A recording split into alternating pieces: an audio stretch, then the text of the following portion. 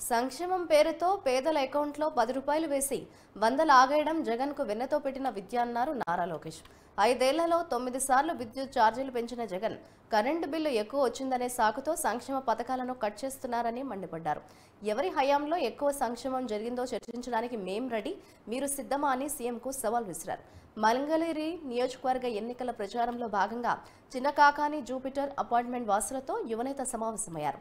చరిత్రలో 100 సంక్షేమ పథకాలను రద్దు చేసిన ఏకైక ముఖ్యమంత్రి జగన్ మాత్రమే అని లోకేష్ ఆరోపించారు.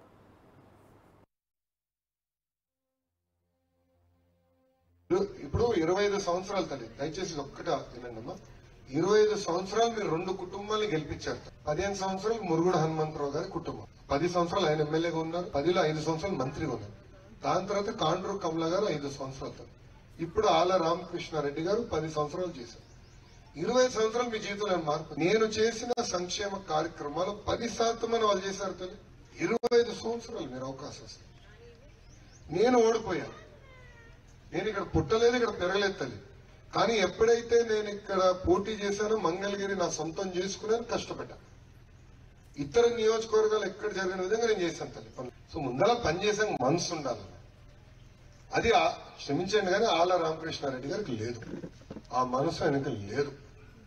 ఆయన ఒక అద్భుత నటుడు, అందుకే ముద్దుగా కరకట్ట కమలాసనం పేరు పెట్టాడు. ఎందుకంటే బాగా వస్తాడు, మళ్ళీ ముద్దులు పెడతాడు, ఇది తల్లి అది తల్లి అంటాడు, మళ్ళీ వెళ్ళిపోతాడు కంపౌండ్. 2014 ప్రతిపక్షంలో ఉన్నానని చెవులో పువ్వు పెట్టాడు. ఇప్పుడు అధికారంలోకి వచ్చింది, అది కంపౌండ్ వాళ్ళ పార్టీ కదా అధికారులు అన్న. 2 సార్లు మీరు గెలిపించారు, 2సారి నా పైన ఆయన గెలిపించారు. ఎంత కష్టపడాలి.